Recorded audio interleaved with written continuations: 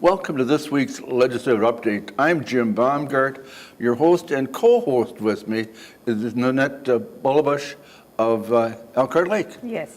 And Nanette, we have an outstanding young man that is going to spend some time with us so that the viewers can find out what a Senate candidate for the 9th Senate District, Kyle Whelton, is going to do to win the election. Welcome to the program. Thanks for having me, Jim. Yeah. I appreciate it. Well, it's an honor to have people that are willing to serve the public, and that's a lot of work, and we appreciate anyone who runs, and especially young professionals like yourself. Yeah, well, I mean, we need people who are excited and care about their communities to jump in to make the system work, right?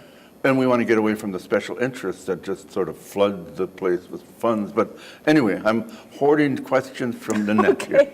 I'm not even going to pretend to not to be unbiased here.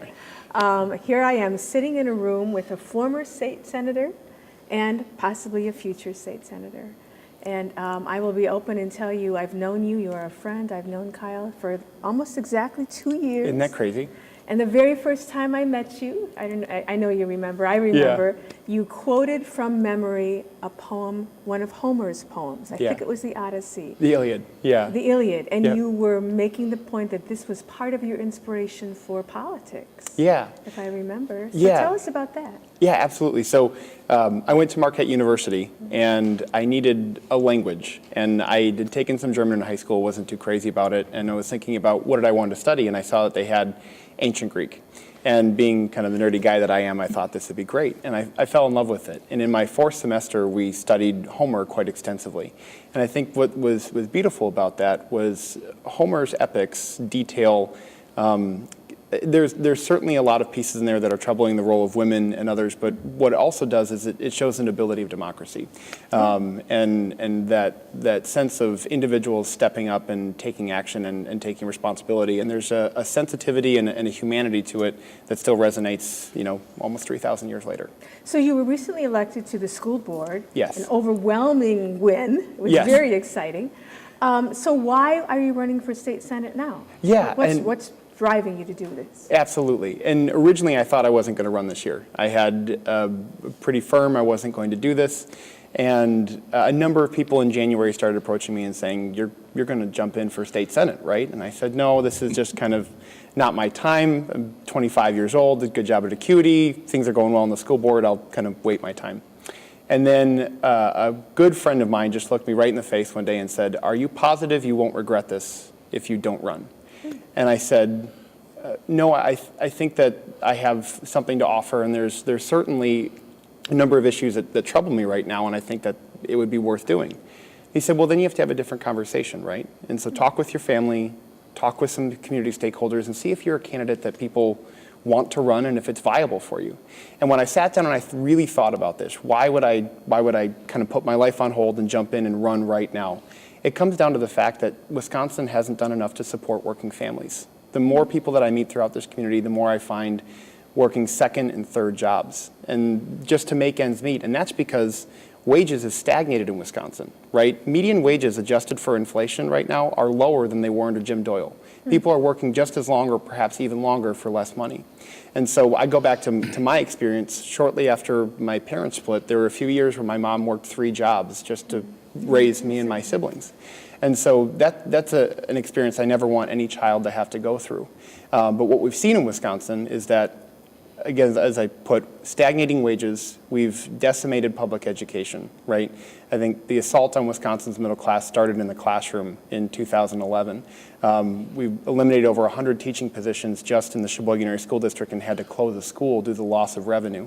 And we're still having trouble with accessible affordable health care, particularly for the senior population. If I could add another section, which I'm very biased towards, is we've had a disaster when it comes to the hunting and fishing environment, from putting live guns on cars to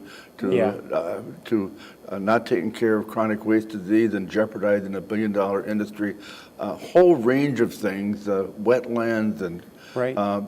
We've just had a bad Cutting governor. scientists and the DNR. Oh, just, yeah, and people say, I want my gun. Well, you don't have deer hunting, you're going to get rid of 700,000 guns, so if somebody likes guns, they better protect the deer herd. But anyway, that's my bias. Well, I think you hit on an important point there, Jim. I think something that we're seeing right now, yesterday was Earth Day here in Wisconsin, and founded by Gaylord Nelson, governor and U.S. senator from Wisconsin, and he did that because he wanted to create a national movement and a reminder of the commitment that government has to protect our environment and what that means for the populace. And what we've seen in this last 8 years is that we've stripped the DNR of scientists and its regulatory authority. I think that's the key piece there, right? Is that the DNR is no longer looking out for the interest of the citizens, but now we've even changed some of its express purpose to aid industry. I'm not opposed to industry, but I believe that they have to play by the same rules that everybody else does. And that's something that's so troubling about Foxconn, right? So this $3 billion boondoggle that's the legislator passed in last fall, they're currently requesting the EPA for a tap into Lake Michigan to pull 7 million gallons of water, fresh water a day out of Lake Michigan for this factory. We're going to lose 39% of it, so 2.9 million gallons is gone. 4.1 million is going to go back in the lake, and we don't know what they're going to put in there because we don't have an environmental impact statement. And now they're going right to the EPA to usurp the Great Lakes Compact, which would allow other states on this precious ecosystem to have a say in what's going on here. And this is one example, but now, as you brought up with the deer herd, chronic wasting disease in Wisconsin has risen in the last 8 years. It's gone up almost 7% by the figures I've read. It was just over 2% in 2011, and now we're up to over 9%. That's, when I was young, I went hunting with my uncle, and I brought home 2 deer, and that fed my family for months, right? It's not just a sporting piece, it's also a livelihood for a number of Wisconsin families, and we can't let that happen. Can we get back to income level? Because I know that resonates with a lot of people, and I think that was the number one issue that got you, your mom working so hard. Right. But what can a state senator do to drive wages up? Absolutely. I think one of the things we have to look at is raising the minimum wage. Wisconsin is currently still at $7.25, and I know that comes along with some pressure and opposition and a tough piece there, but the reality is that $7.25, 40 hours a week is practically in poverty, especially if you have a child. And if you happen to be a waitress, a little over $2 an hour is the minimum wage for a waitress. Isn't that a travesty? It's horrendous. You got to depend on a tip. Right. And if you happen to be in a poor area, you're not going to get the kind of tips that can take care of the family. That's right. And so I think raising the minimum wage is one piece of this.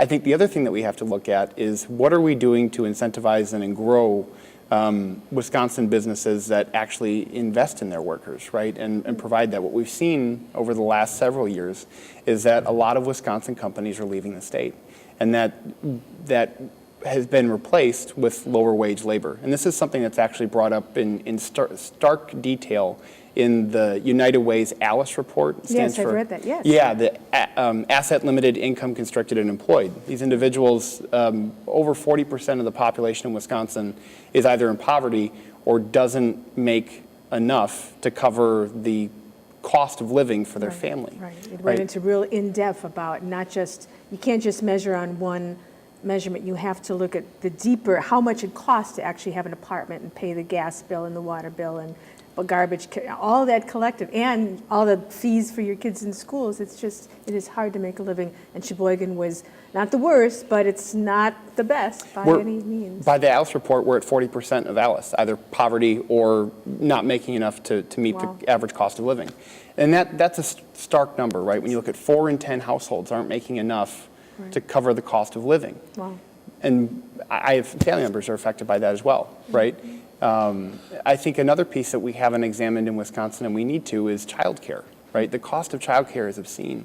And I know that with my own family, when my niece came along, who is the light of my life and probably the most special piece of my life right now, was that my other sister went to part-time at her job to take care of my niece while my sister and my brother-in-law were at work. Now, Lindsay was able to make that work because Heather could pay her a little bit, and we were able to figure that out, but not a lot of families have that option, right? And so We have to make sure that we have accessible, affordable childcare, because working families right now, and we're seeing this in the school district, is that we're continually trying to find ways to provide before-school programming and after-school programming, because parents either need to drop their kids off early or leave them there later because where they're working. And now we're strapped for funds and trying to figure out where does this come from. But the reality is that if we don't provide it, that child doesn't have any place to go. Yeah. So we're almost running out of time already. So we want to make sure that you get a chance to tell us what is it you really want people to know. I mean, compared to us, we're ancient and you are relatively young. So people might say, aren't you kind of young for this job? Sure, and I am a little young. That being said, I'm not inexperienced, right? I think at 25 years old, I've been elected official in the 10th largest school district in the state of Wisconsin, overseeing over $100 million in revenue. I've run a nonprofit, president of Habitat for Humanity Lakeside. I've been a part of building nonprofits in the area with the Wisconsin Recovery Community Organization, which was started in Madison, but then we moved the chapter here and kind of rebuilt the coalition around helping those struggling from opioid addiction. And then I've also worked in the private sector for a number of years. And so while I'm young, I'm not inexperienced. And I think the other thing that we have to think about now is that my generation brings a new perspective to government and what we can do and what is possible and the ways that we solve these problems. And that's something I think has been missing and why we have such a deep dysfunction in Madison right now. And I'm excited to bring that new perspective. Well, and one of the things too is that there's a real fear throughout the country with whether people like the president or not, the kinds of things, the unsureness that's taking place.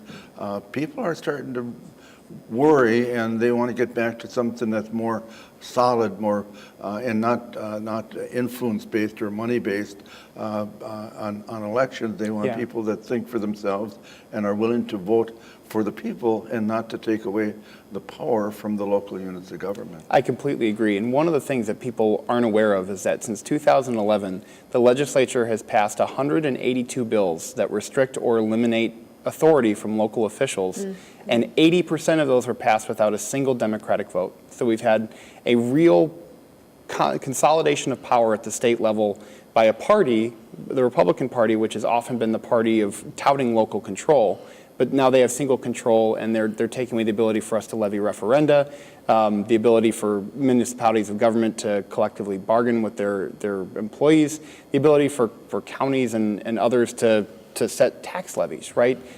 Jim, you're I'm on the county county board member. They've taken some of our power away from us that gave us the flexibility to help the local people within our local units of government. That's right. And I, as a school board member and as a county board member and as a former school board member, I think we all know that local officials should be empowered to make decisions that make sense for their communities. But we have run out of time tonight. I can't believe it. Yeah. So, and how can people find more about Kyle Whelton? Head to www.kylewhelton.com. It's WHELTON. And thank you very much, both of you, for joining in. And hopefully the viewers have questions. And on the credits, please give Kyle a call if you want to help him and ask questions. So until next week, this has been Legislative Update.